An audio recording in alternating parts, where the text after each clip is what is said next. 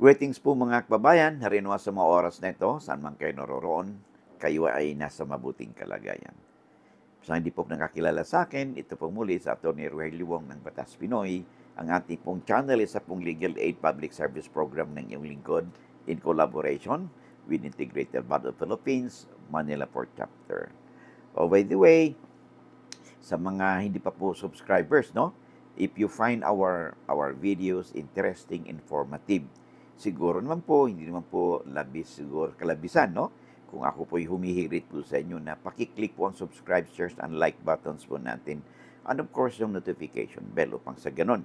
Pag may mga updates po tayo, wala kayong mamimiss na mga episode, okay?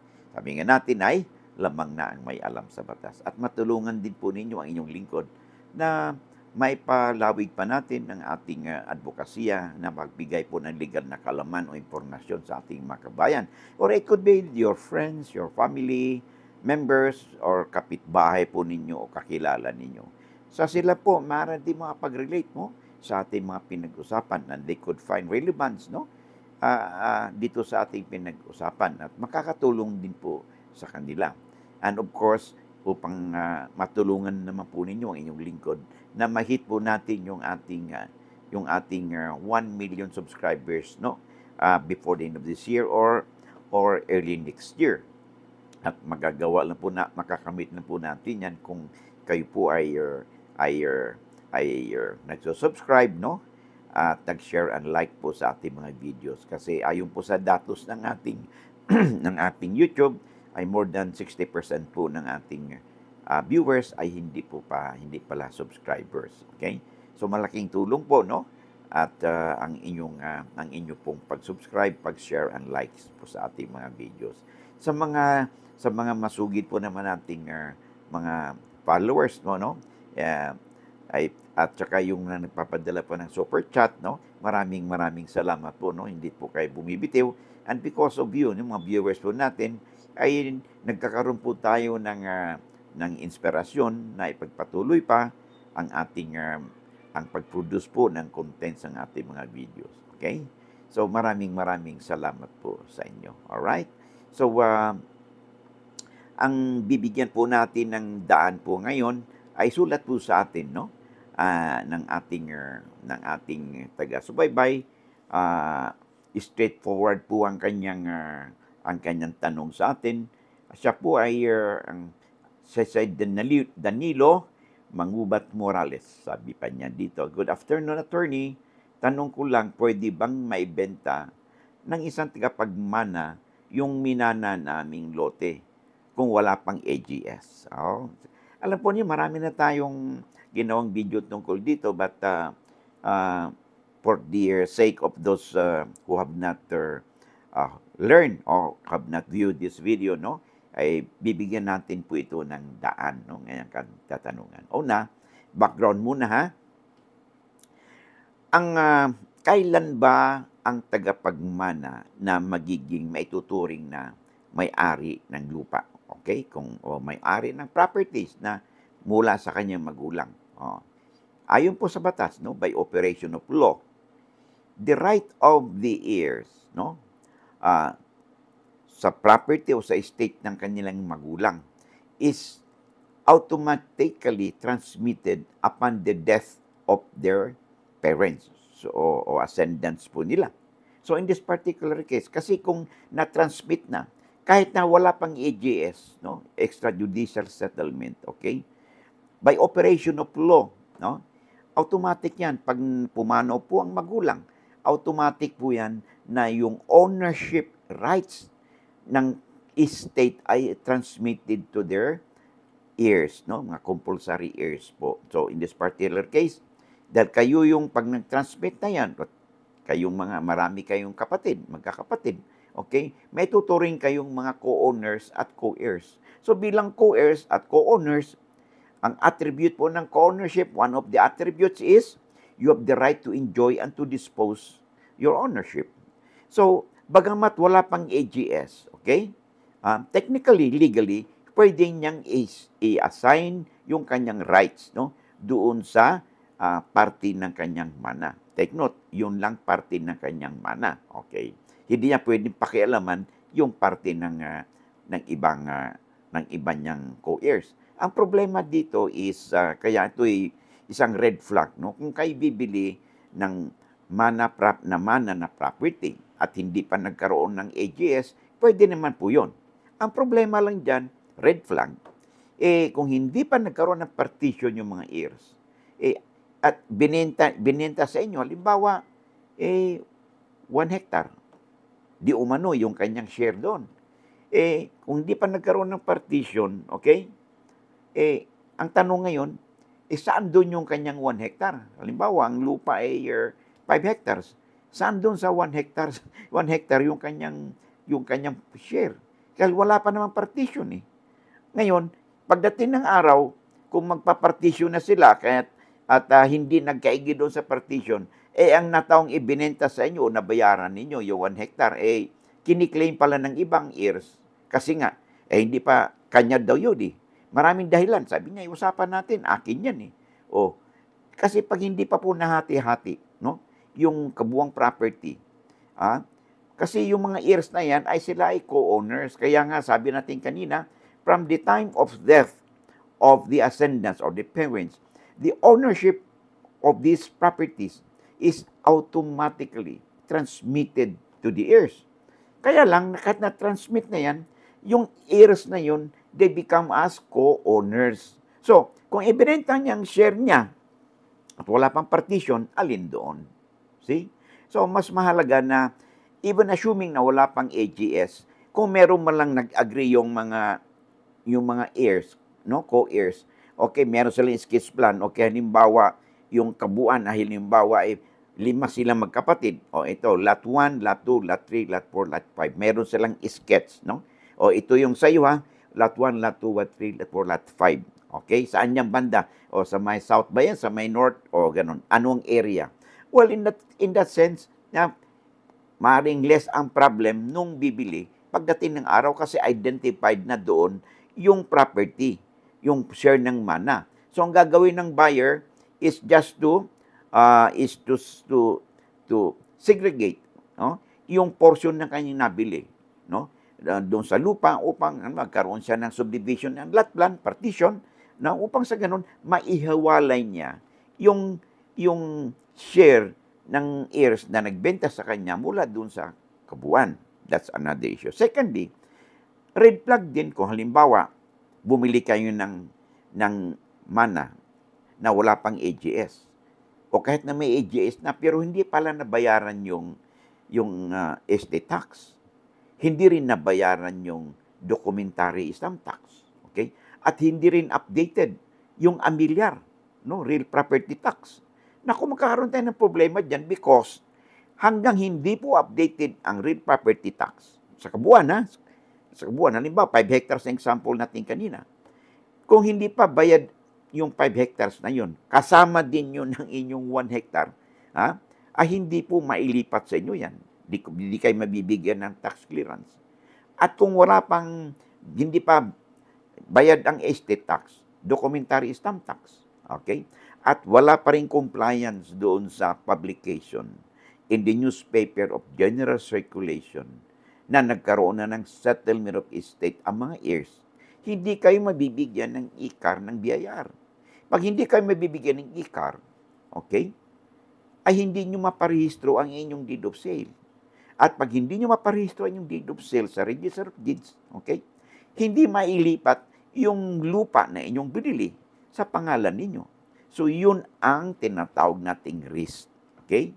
So, bagamat may karapatan ang sino man sa mga heirs na ibenta o i-assign, isanla yung kanilang share ng kanilang properties na naman na. Okay? Pero kung wala pang partition,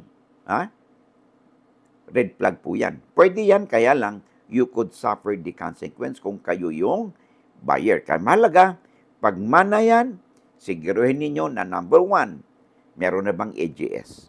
Kung meron man, bayad ba ang mga kakibanta taxes, katulad ng estate tax, documentary stamp tax, at updated ba ang amilyar o real property tax? So, pag nasagot niya ng affirmative, well, safe na kayo. Second, ay nagkaroon ba ng publication sa newspaper of general circulation? Okay? Na nagkaroon ng settlement estate. Okay? And then, kung okay na, nagkaroon ng partition, that's good. Okay. Pwede ninyong mag-proceed kayo sa inyong formal na bilihan. Pero other than that, pwede naman. No? Wala pang AGS, sa tanong sa atin ni Danilo, pwede yan. Kaya lang, ay kung ako yung buyer, ay mag-isip ako ng 10 beses bago ko bibilhin.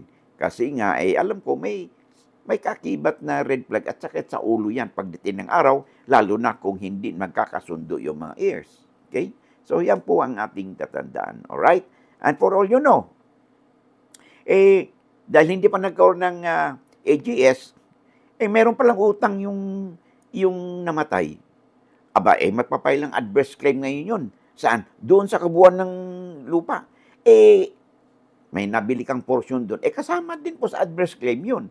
Kaya medyo ingatan po nating mabuti no, bago tayo magkaroon ng tinatawag na magbibili tayo ng lupa na hindi pa nagkaroon ng AGS. Tandaan din po natin, one of the qualifications kasi, or requirements rather, upang sa ganun ay ang mga heirs, pag may namana sila, ay hindi na kailangan pang pumunta sa korte. Okay? At mag-AGS na lang. Ano ba yung ibig sabihin ng AGS? Yung extrajudicial settlement of estate. Okay? At hindi na kailangan pang pumunta sa korte for the settlement of estate kung, number 1, kung lahat ng mga heirs ay of legal age. Kung yung pumanaw ay walang naiwang last will and testament. At wala ding pagkautang, okay? Yung pumanaw, okay? At walang mga minor de edad ang mga heirs. Pag makomply yung 4 na yun, okay? So, pwede ng extrajudicial settlement of estate. Pag sinaming extrajudicial, hindi na kailangan pong pumunta sa korte. However, pag meron isa doon sa aking nabanggit, ay magkaroon ng issue doon, katulad ng halimbawa, may utang pala, o kaya may minor de edad, okay? O kaya may iniwang last will and testament, okay? Ay nako, hindi po pwede yung extrajudicial settlement. Pupunta kayo doon sa korte sa pamagitan na mag-file ng petition for judicial settlement of estate. At kung may last will and testament, kailangan isubmit muna sa korte yung last will and testament at magkaroon ng probate. Okay? Upang patunayan yung extrinsic and intrinsic validity ng last will and testament. So, masalimot, di ba? Kung pinaka-the best dyan ay mag-exercise tayo ng due diligence. Lagi natin sinasabi yan, lalo na kung bibili tayo ng lupa. Okay? I hope nasagot natin ang katanungan sa atin ni Danilo. Alright? Maraming salamat. Okay. Bago tayo magpatuloy, pwede mo pang makahingi po na makahiram po ng inyong oras, no? Tayo po may pinopromote na libro.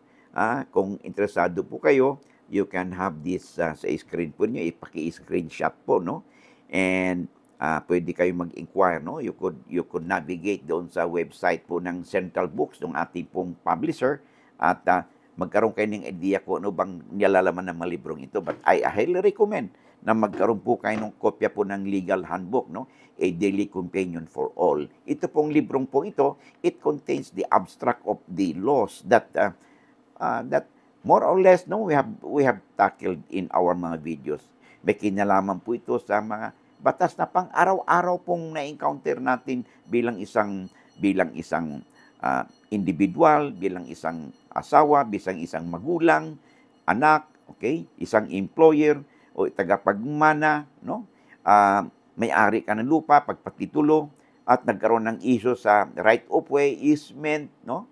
Pang-araw-araw ba natin, nabuhay po natin, na na-encounter natin sa kapitbahay natin, sa kaibigan natin, o sa kapwa natin, o sa ating sa pamilya natin, okay? Sa usaping mana, okay? Nandito po, no? This is an extract of the laws that would affect our role, no? Our place in our community. So, importante na meron kayong kopya po niyan as your ready or handy reference, okay? And then, highly recommended din po yung tinatawag nating Handbook on the Bill of Rights na kung saan ang libro pong ito ay nandito po yung ating mga panangga, no? In case na yung ating pong estado ay mag-exercise po sila ng kanilang inherent powers of the state, no? Tulad ng police power, the power of eminent domain na kung saan ay pwede pong makuha po ang ating property for public use and purpose subject to just compensation. Of course, meron din namang situation na we could not be subjected, we cannot be entitled to just compensation. Okay? And then, pag ang gobyerno po ay nag-exercise po ng taxation power, basta itong tatlong po ito, pag nag-exercise po ang gobyerno, alinman dito sa tatlong inherent powers of the state, magkaroon po ng adverse implication po yan sa ating sarili, sa ating karapatan, sa ating property, rights, at saka sa liberty po natin. Okay?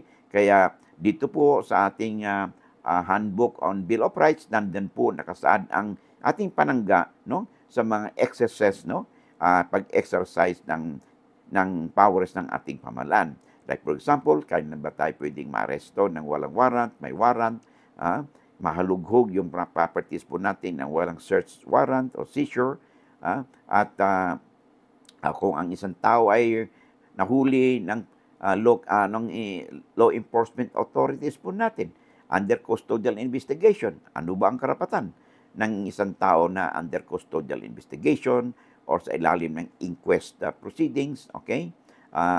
At meron na rin po tayo ngayon ng tinatawag nating cyber warrants kasi po ang ating pong electronic gadgets, no, ay na-involve po yan sa krimen, no? Yung ating pong computer, laptop po natin, mobile phone po natin, tablets, could be subjected to cyber warrants for forensic examination. So, napakamahalaga rin po na alam natin sa ganitong situation kung ano bang karapatan natin, no, sa ilalim po ng batas. So, itong mga librong ito na nabanggit ay very handy reference materials po ito, handy books, no, dito po sa inyong bahay, sa inyong workplaces, no, for ready reference po ninyo, no. And of course, sa iba pong libro po natin, highly recommended po yan sa mga panyeros panyeras po natin, no, nagpa-practice kayo ng labor industrial relation, labor laws po natin, corporate law, no, annotated if you are in the corporate practice, and of course, pinaka-Bible po natin ng mga abogado, yung ating pong CIPRA or the Code of Professional Responsibilities and Accountability, no. Ito po yung ating Bible, no, as a member of the bar. Okay? Maraming salamat. And of course, they have branches dito sa Metro Manila, Davao at saka sa Cebu. So, if you're interested, paki-screenshot lang po, and then or perhaps you could visit their branches in Metro Manila, Quezon City, Mandaluyong, Makati, of course, at saka sa Quezon City, meron din po sila doon, okay? So hanggang dito na muna tayo at maraming salamat again sa inyong oras, alright? Sa kapapasok pa lang, ay kung hindi po nyo na maabutan po nyo yung replay nito, no? Meron na pong replay yan. So, at hindi pa kayo makapag-subscribe, no? Do me a favor, paki-subscribe naman po, no? Paki-click yung subscribe, share, and like buttons po natin. Of course, yung notification bell, no? Para magkaroon po kayo ng updates, no? Sa mga videos po natin.